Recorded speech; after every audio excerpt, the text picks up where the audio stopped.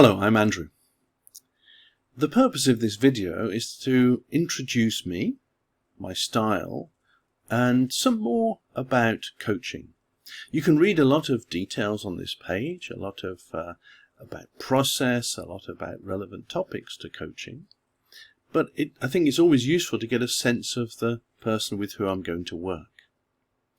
So let's spend a little bit of time about what makes successful coaching. Come with an objective. So that means come with a question. Often the objective is framed as a question. How am I going to move this project forward? What am I going to do with the rest of my career? Both of those and many other questions are perfectly valid because they're clear. We can write them down. Some of us are struggling with ambiguity. Okay. So coaching can help us, at least in the first step, the first session, to move a little bit from that a difficult situation, not quite sure, to framing what the objective is. Is it a question? Is it a goal? Problem to solve? Plan to make? What is it? So that's also a valid use of coaching. So you can see, oftentimes coaching is used to achieve, over a period of time, an objective. A promotion, a transition, close out a transformation program, whatever it might be. The other way of using coaching, especially for managers and leaders, it is as a reflective tool, as a more episodic journey. So it's not to say that we have an overarching objective at the beginning, but rather we have individual objectives, meeting by meeting. Today it might be, well, I've just come back from Manila, and I want to make sense of some of the problems I found in the office there. Tomorrow it might be revisiting my own career plans. The next day it might be working on the development of my professional skill set.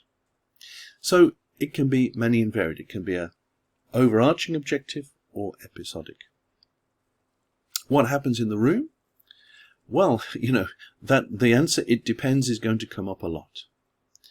The way I work is specific to the client. We start with your objective, and I bring the tools, the methods, the ideas into the room that's going to be useful to you to work on your objective.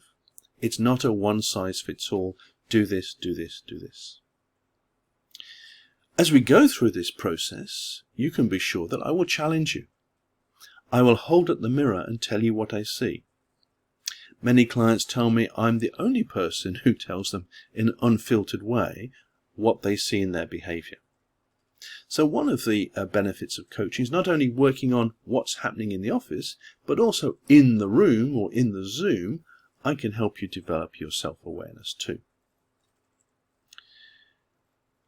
We may set an objective at the beginning, but that objective may bring us to other objectives. It's often like peeling an onion. We might start maybe with an objective to change a job, but then we find maybe I want to work on my relationship management.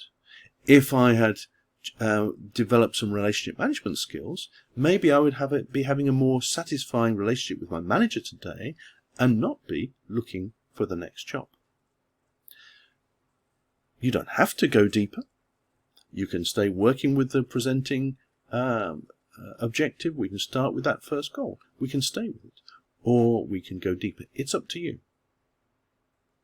When there are key inflection points, when there's a fork in the road, I'll highlight it to you. The decision is yours, which direction you go in. So those are some hints about it. Coaching can be a very enjoyable process. Oftentimes it's a road that leads us to some aha moments, some realizations. Sometimes they're pleasant, sometimes they're a bit tough. Well, you can be sure that, experience working with me in coaching is not going to be a rent-a-friend experience.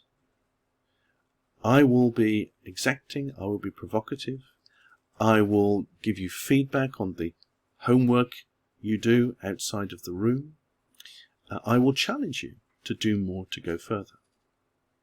And by the way, if you seem to be procrastinating, if you kind of commit to come back on a certain date but don't come back, I will follow up with you.